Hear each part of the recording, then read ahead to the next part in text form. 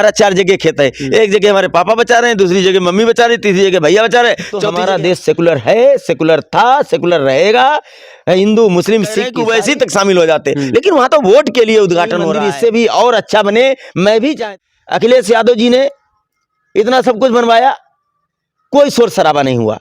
कांग्रेस ने ITI बनवाया, इसरो बनवाया, कोई शोर शराबा। इतनी गाय पर केवल राजनीति फेंक देते, मर जाते हैं, लेकिन गाय के डंडा के IAS PCS जितने भी अधिकारी हैं कि विकसित दवाई के लिए तरस रहे हैं, शुगर की दवाई के लिए तरस रहे हैं। हम एक बार फिर सर्वे जनसेवा के पास आए हुए हैं, जिन्होंने 2022 में विधानसभा चुनाव में बहुजन समाज पार्टी के टिकट पर गोपाम विधानसभा से चुनाव लड़ा था। उनसे कुछ टॉपिक्स पे बात करेंगे, जो मौजूदा मुद्दे हैं उन पे बात करेंगे। सर्वे जनसेवा आपका बहुत बहुत स्वागत है हम दोनों चैनलों की तरफ से। जी बहुत बहुत धन्यवाद। बीजेपी जो संकल्प यात्रा लेकर चल रही है, गांव-गांव ब्लॉक से लेकर ग्राम पंचायतों तक, वहां पर सरकारी कर्मचारी लोग जिस तरीके से उसमें समर्पित हैं, ये कहां तक जायज है? ऐसा क्वेश्चन आपने पूछ दिया है कि आज जो विकसित भारत संकल्प यात्रा निकाली जा रही है, इन लोगों के ऊपर पता नहीं कौन सा चश्मा लगा दिया गया है। ग्रामीण क्षेत्रों में आप जाकर के देख लीजिए, आज गांव के कम से कम 20 से 30% जो वृद्ध बचे हुए हैं, वो एक सांस की दवाई के लिए तरस रहे हैं, शुगर की दवाई के लिए तरस रहे हैं। और आप देख लीजिए जाकर के बनियानी पूरा दिन पोर पर आग ताप करके अपनी जिंदगी काट रहे हैं। वो ऐसी जिंदगी ये विकसित भारत है?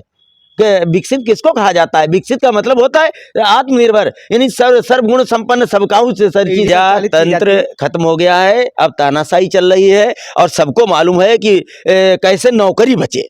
ये सभी कर्मचारी चपरासी से लेकर के IAS PCS जितने भी अधिकारी हैं, सब अपनी नौकरी बचाने के चक्कर में लगे। वो जानते हैं कि नई नौकरी तो मिलनी नहीं है, जो है इसको बचाते रहो, जो कहें वो करो। चाहिए गाय है, पूरी हमारी फसलें खा रही है। किसान रात रात भर जाग जाग करके ठिठुर करके सांड उनको मार करके फेंक देते, मर जाते हैं, क्योंकि डरे हुए हैं कहीं गाय के डंडा लग गया और किसी ने देख लिया तो उनको फांसी लगा दी जाएगी। ऐसे ही कर्मचारी सब डरे हुए हैं कि अगर बात नहीं मानी तो हम नौकरी से निकाल दिए जाएंगे। बच्चे क्या खाएंगे, क्या पहनेंगे, कैसे जीवन गुजर बसर होगा? इस वजह से सब डर के कारण कर रहे हैं। हर कर्मचारी हमको तो एक नहीं कई मिले। पुलिस विभाग के लोग कह रहे हैं कि हमसे कहा जाता है गांव में पता करो क्या समस्या है। अरे गांव में समस्या कहा कि हमारी तो ड्यूटी उसका क्या नाम करप्शन रोकने की है, हमको पता लगा दिया जाता है कि वहाँ कॉलोनी किसकी है। गौशालाएं बनी हैं, एक ये भी सवाल है। लगातार गौशालाएं बनाई गई हैं, नगर पंचायत हो, गांव लेवल पे गौशालाएं बनाई गई हैं, लेकिन उनकी क्या सच्चाई लगातार आज चैनलों पे देखी जा रही। आज सोशल मीडिया पे है, मीडिया में तो बहुत कम दिखाई दे रहा है, लेकिन सोशल मीडिया पे ज़्यादा उनकी सच्चाई। जिस तरह गाय भूखे मरी जा रही हैं उनके अंदर, गौशालाओं के अंदर, या उनको खाना पीना नहीं मिल पा रहा, उनकी दवाएं नहीं हो पा रही, लेकिन गौशालाएं बनी, उनके अंदर कोई भी व्यवस्था नहीं। किसान रो रहा है, चिल्ला रहा है कि गौशालाओं में गाय बंद कर ली जाए, नहीं बंद की जाती है। ऐसा मेरे पे आके कहते हैं ये बातें।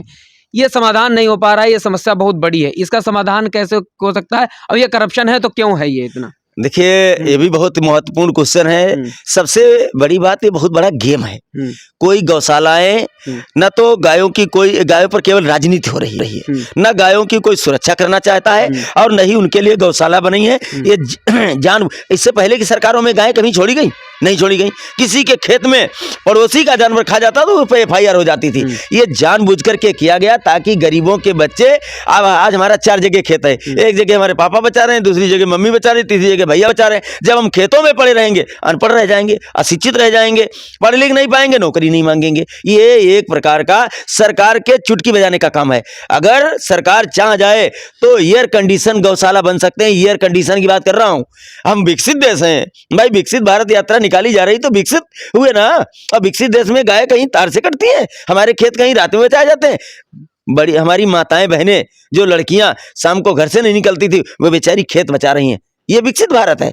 हम आज जानवर चरा रहे हैं, पढ़े लिखे लोग हैं, वो डंडा लेकर के रात में जानवर हाँक रहे हैं। ये जानबूझ करके किया जा रहा है ताकि कोई पढ़ लिख ना पाए और आगे क्वेश्चन ना कर पाए, नौकरी ना मांगे। इसीलिए गाय, उसका क्या नाम, गाय इससे पहले भी थी, इससे ज्यादा थी, लेकिन गाय के मुद्दे को न कभी हल किया गया है, न कभी हल किया जाएगा। चुनाव जिस दिन आएगा, 1 महीना पहले पकड़ ली जाएंगी, चुनाव के बाद तुरंत फिर छोड़ दी जाएंगी। देश के चारों शंकराचार्य भी कह चुके हैं, और मैं आपको फिर बता देना चाहता हूं।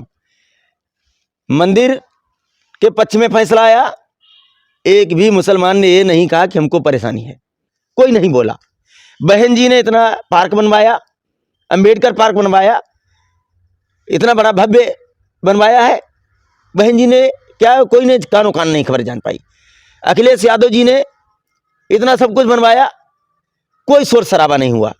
कांग्रेस ने ITI बनवाया, इसरो बनवाया, कोई शोर शराबा। इतनी यूनिवर्सिटियां बनवाई, बहन जी ने इतनी यूनिवर्सिटियां बनवाई। अखिलेश जी ने राम मनोहर लोहिया ने हॉस्पिटल बनवाया, बहन जी ने सैकड़ों अस्पताल बनवाए, कुछ नहीं हुआ। किसी को परेशानी नहीं, मंदिर इससे भी और अच्छा बने, मैं भी चाहता हूँ।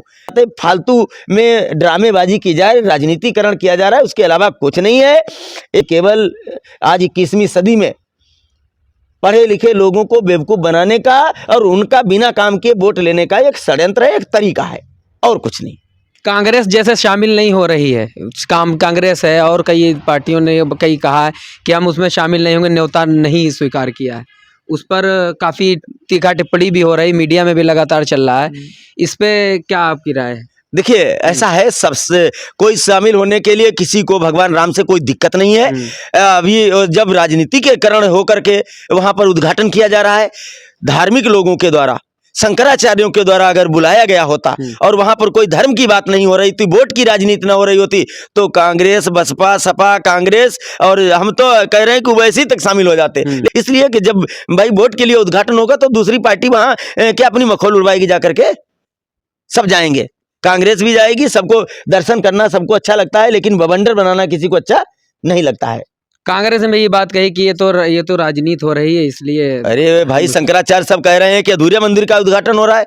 मंदिर जब उद्घाटन कब होता है? जब बिल्कुल एकदम फर्स्ट क्लास बन जाता है, सारी मशीनरी सब कुछ वहां से हट जाता है, पुताई लिसाई सब कुछ होने के बाद एकदम फर्स्ट क्लास हो जाता है, तब उद्घाटन होता है। सवाल और हमारा है, जो 22 जनवरी को जो उद्घाटन हो रहा है राम मंदिर का, उसमें ना ही राष्ट्रपति को बुलाया जा रहा है, आखिर इसकी वजह क्या है?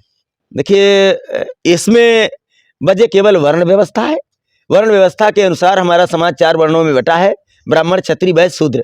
और हमें लगता है कि हमारी राष्ट्रपति, इससे पहले के जो राष्ट्रपति हमारे थे कोविंद जी, उनको एक मंदिर की सीढ़ियों पर, राष्ट्रपति यानी देश का सर्वोच्च पदाधिकारी, प्रधानमंत्री से भी बड़ा होता है, मंदिर की सीढ़ियों पर उनको पूजा कराई गई। ये शूद्र वर्ण में आते हैं, राष्ट्रपति जी भी शूद्र वर्ण में आती हैं।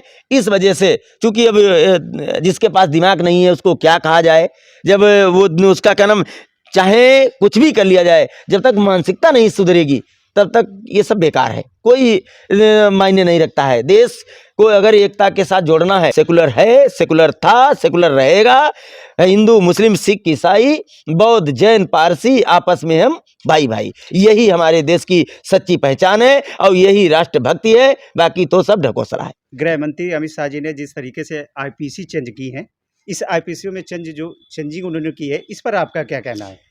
कुछ नहीं, खाली अपना श्रेय लेने का उसका कर्म ये होता है कि जैसे बनवाया किसी और ने और उसका उद्घाटन अपने आप कर रहे हैं। नंबर चेंज होने से कोई धारा नहीं, या तो सज़ा नहीं कम हो जाएगी, न ज़्यादा हो जाएगी। ये तो सब केवल फिजूल का खाली दिखावा, ड्रामेबाजी। ठीक है, धन्यवाद।